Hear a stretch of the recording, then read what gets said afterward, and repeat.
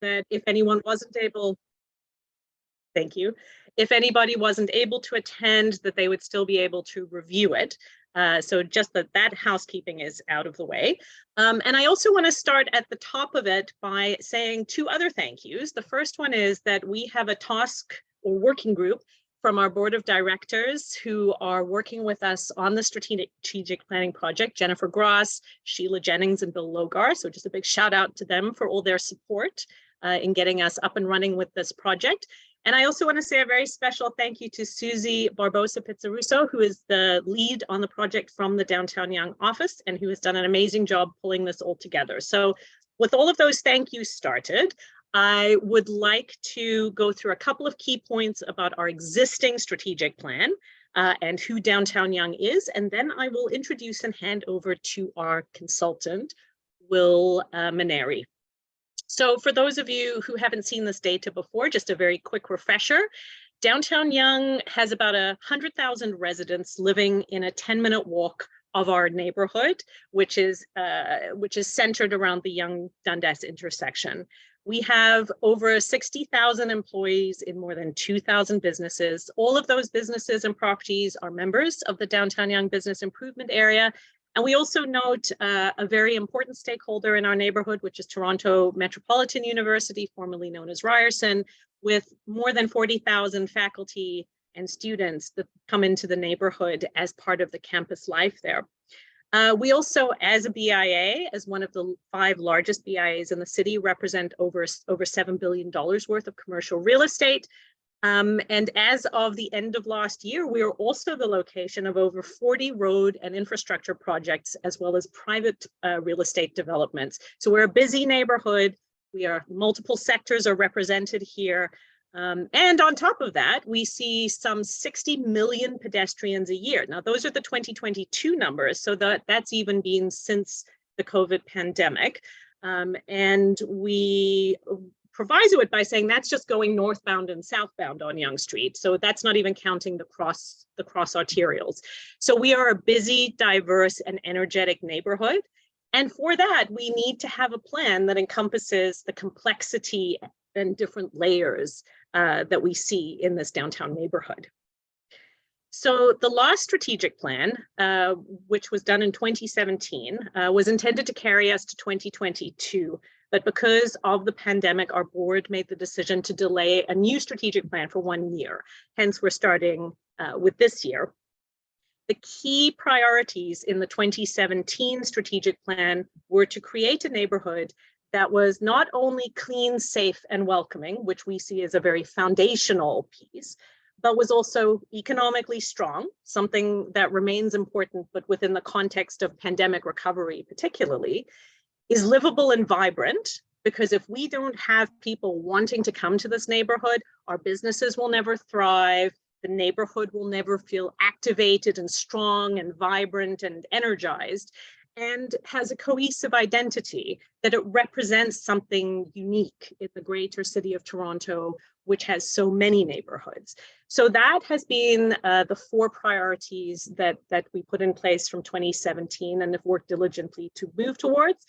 And today's process will be facilitated by Will, and we'll be talking about how do we start to look at the next 5 years? What should we be focusing on coming up? So just as a very short introduction, Will Maneri is the founder and director of Canvas Consulting. He's done extensive work in the public sector, with social agencies, as well as in the nonprofit sector, for more than a decade, working on many of the issues that we're going to be talking about today. I'm also very happy to say that he did some really interesting work last year around construction mitigation and the impact of various different big infrastructure projects in the downtown Yonge neighborhood and the larger Toronto core. So is very well familiar with this neighborhood. Will, I'm going to hand it over to you, and thank you very much.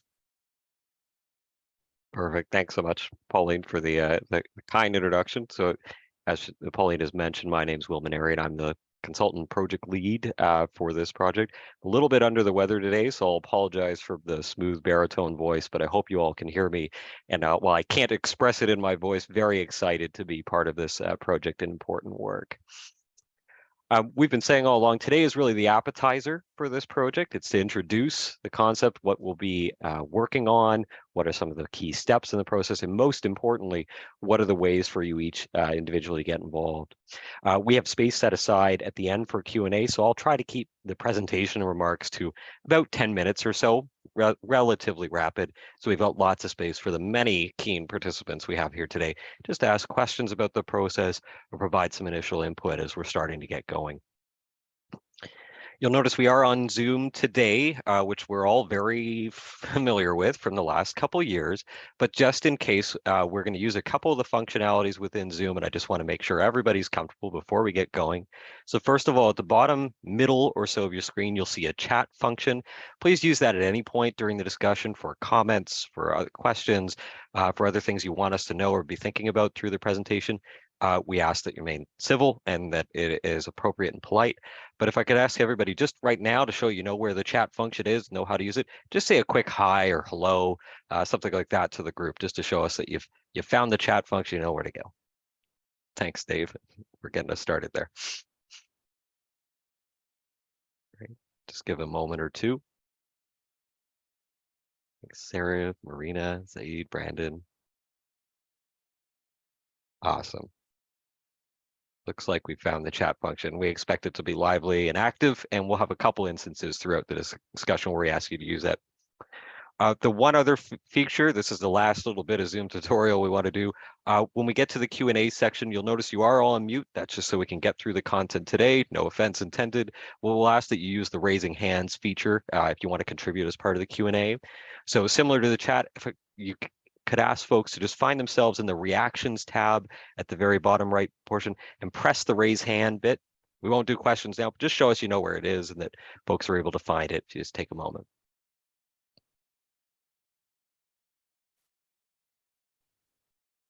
Awesome.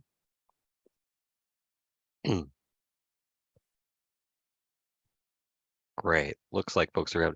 And if you aren't able to find it or it's not working for some reason, just toss it in the chat and Susie and I will keep an eye on it and make sure that we have opportunity for contributing. I see a couple thumbs up and applause. That's early. I didn't expect that till later. Great. Okay. So with that out of the way, or a refresher on Zoom, I'm going to spend, like I said, very quick presentation here just on a few portions around what's the context that we're developing this plan, what's the approach that we're taking, and what are some of those very important opportunities for involvement. Context very quickly, why a strategic plan? Why is it not just another PDF document that sits on a shelf?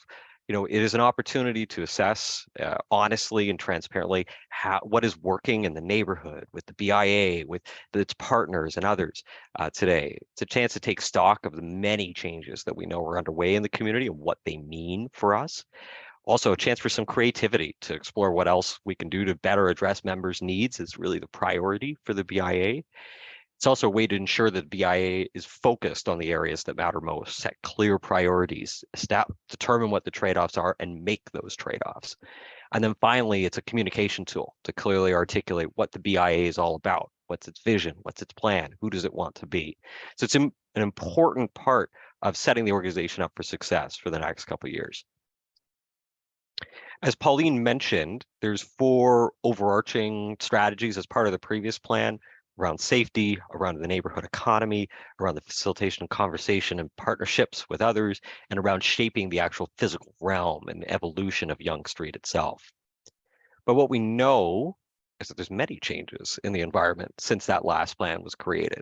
You know, obviously the pandemic is the most pronounced and obvious to many of us with what it did to the business environment, both temporarily and in some ways looking like permanently for certain aspects of business conditions.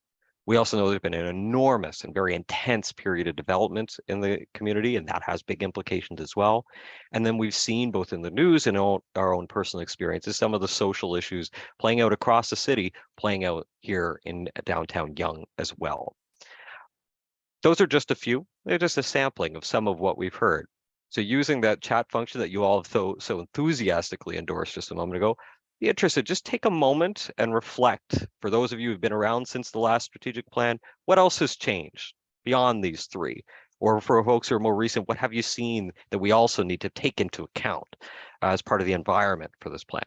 So just for a moment, take a moment, types in the chat. Don't overthink, just give us your gut, and we'll just wait a moment for a couple of those to flow in.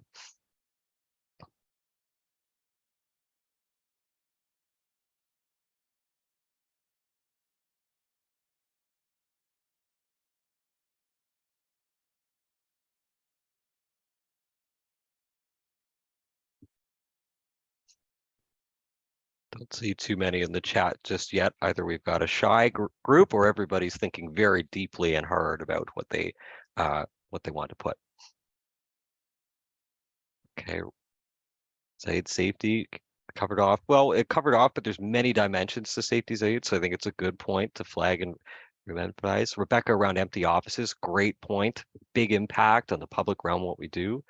Change in leadership, obviously that's important too and can have implications. Sense of unease, perhaps related to safety and others, safety for others, business closures. Only lived here for 1 year. So Robert, great. We're looking for newcomers to this process too, and ideas that you have as well. So no fear, this one's about change, but the whole process is not around change. Traffic from Cheryl, great addition. Construction infrastructure, awesome. Subway ridership, really interesting one. Is it permanent change? Is it a temporary change? What does it mean if it's either one of those? How do we adapt? Great, excellent ideas. These are all the types of insights and ideas that we want to be gathering through this process.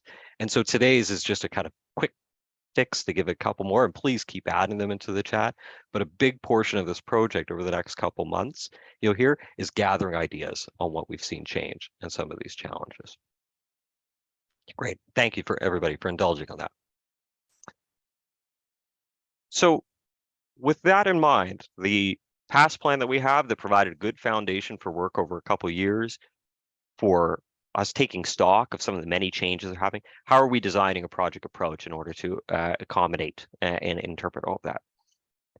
Pretty simple project. This is a relatively rapid strategic planning exercise. I've been part of these that'll be years long in nature, and that's really not the way that Pauline operates. It's not the way the BIA operates. We need it now because we need to articulate and start planning for the future right away.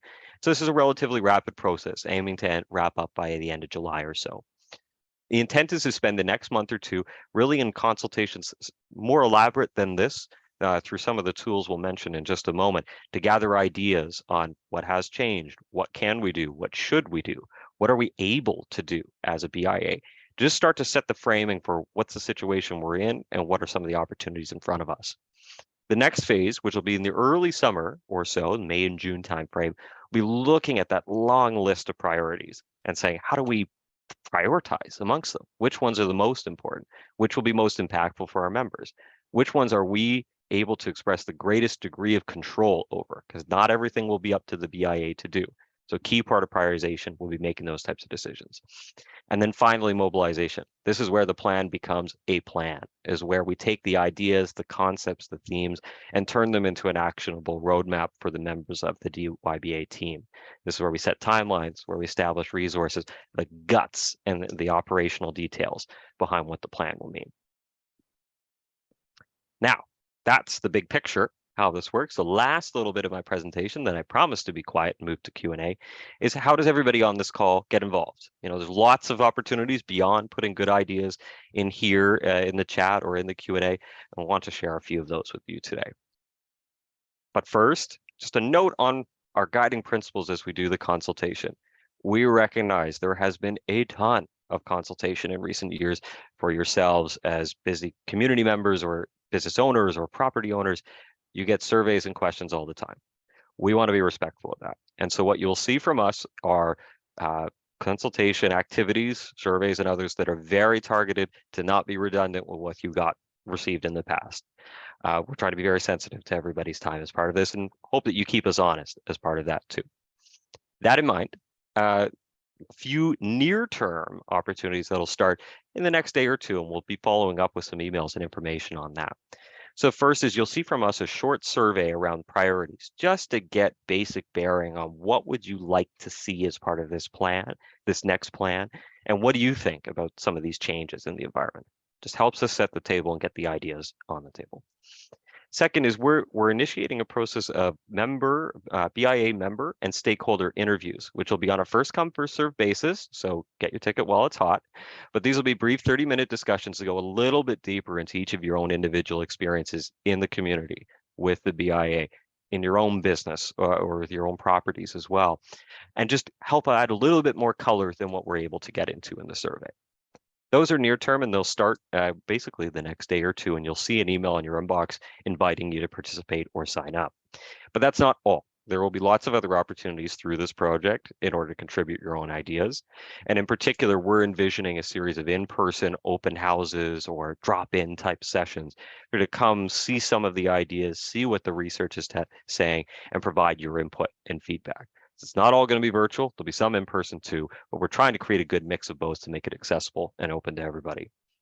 And then obviously, finally, you've had now the chance to meet me. You've also had the chance to meet Susie at the beginning of this call, and we're kind of available for questions, comments, feedback at any point throughout this process as well. So we'll, again, provide the email and contact information after today's session and be available at any point. And with that, maybe I'll just check, Pauline, we've covered a lot of things very, very quickly. Before I move to the Q&A, I just want to make sure, is there anything else you want the group to know about the project, our approach, how they get involved, and then we'll proceed to the Q&A.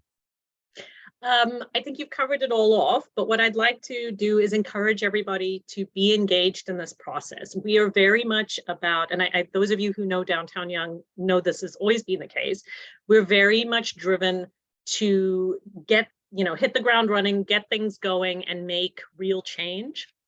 So we are looking for a depth and breadth of input that can really inform how we best go forward and how we can make sustainable changes in the neighborhood. So I would just encourage you, please engage, please fill out the survey, please, put your hand up for an interview if you're able to provide that time, and feel free to engage others who are invested in this neighborhood, who might live here or work here or visit here and have an interest in its future. So that's just my quick pitch for please getting involved. Is a great pitch and a great segue into the Q&A portion. So we've got a little bit of time set aside here. This is an opportunity for questions for us as the stewards of this project about the approach, early ideas that you want to throw on the table. We don't want to get into too much detail today because, as I mentioned, it is more of an appetizer, an introduction to the project, but kind of welcome any kind of questions, comments, or things you want us to know as we're just getting started within this project. And I'll ask you to please use the raise hands feature, and I'll do my best to be equitable and pick folks in order.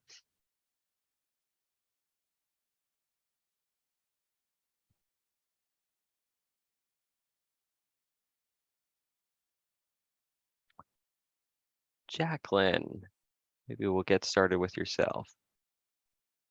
Hey, good morning. Thank you so much for this meeting. I would just like to contribute. Oh, Jacqueline, you're a little bit quiet. I'm not sure if you're able to move closer to the mic. I'd just like to contribute. I've noticed there's a need for more seating, and I would like to possibly discuss with you if I could fabricate more seating. I'm a fabricator. Oh, I'm sorry, Jacqueline. I'm still having a little bit of trouble hearing your mic there, and I could see a couple others as well. Okay. Well, I think that I'm going to just write in the comment box. Okay. Thank you very much. Sorry about that. This is the risk of Zoom. We're still dealing with it all these years later. Appreciate it in any case, but if you do put it in the chat, that'd be great. Thank you. I see a couple questions in the chat coming in as well. So from Mariana, does the plan have more pedestrian spaces, more opens for cafe or options? Got it. For Cafe TO. I think fair to say we don't know yet as part of the plan. We're in, as we mentioned, we're just getting this going and seeking input and feedback from folks. I think it is certainly potential. It is certainly potential that it is not. We'll be looking to hear from yourselves and others. Is that the type of thing the BIA needs to be promoting, and is it a priority? And that will help shape what comes next with it. So too early to tell just now, but that comes next. Great, thanks. Perfect.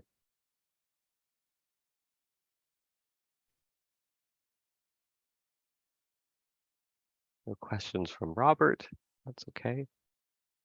We could just wait another moment or two if there's other.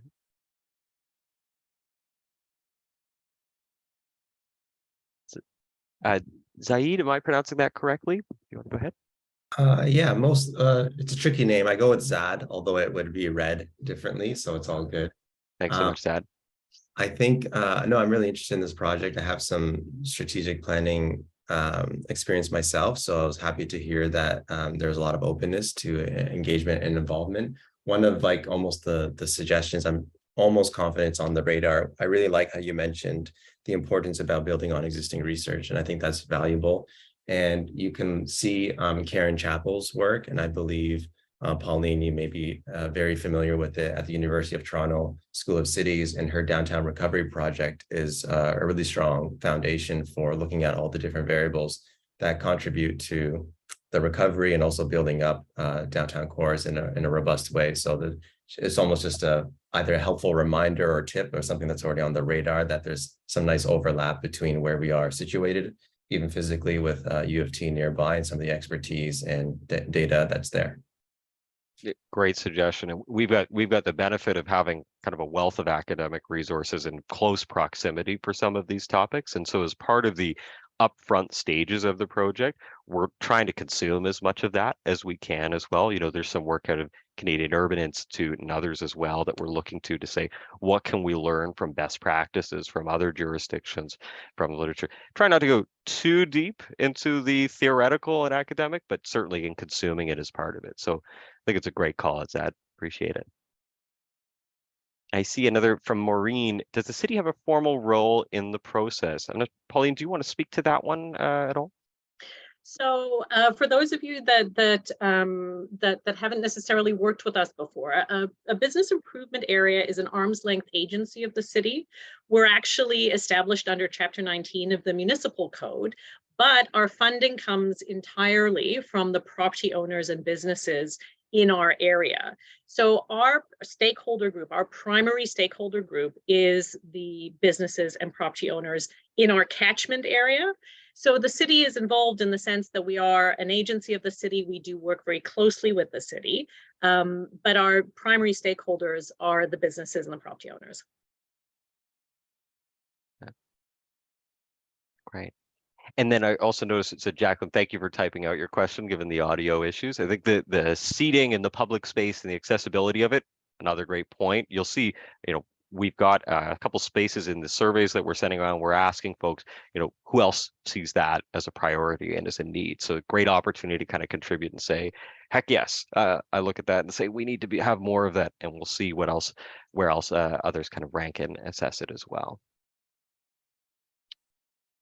I don't see too many other questions or comments at this point. You know, Robert, your point is pretty well spot on. This is very much a light appetizer, so I maybe didn't expect too much of this, but I'll do maybe last call in case there's any other kind of questions or comments at this point. As I mentioned, we'll share everything after the fact, but last call if there's any other questions or comments from the group. Okay, no sweat. This is the kickoff. It's not the beginning, not the end. I'll maybe just move quickly to a couple comments on what comes next. Hopefully folks can see that. So just as mentioned, there's a whole whack of more holistic engagement initiatives that are planned as part of this.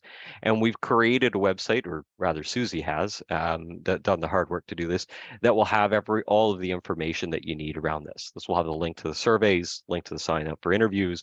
It'll have the material from today's, and it'll have the contact information.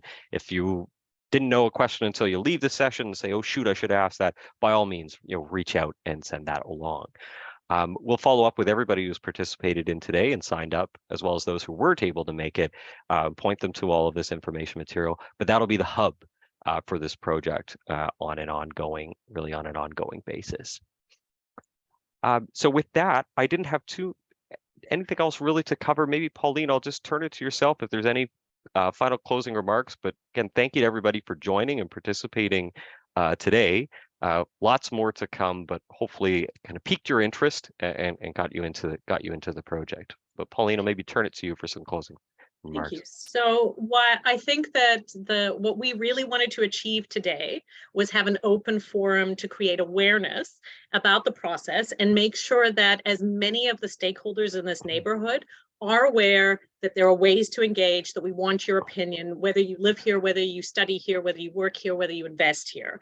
That is for us what is the most important thing, is to get the broadest representation of feedback. So you're right, light appetizer, very tasty and crisp. Thank you, Will. I would like to say a big shout out to Will because he's been fantastic to work with. And as he said, this is just the beginning.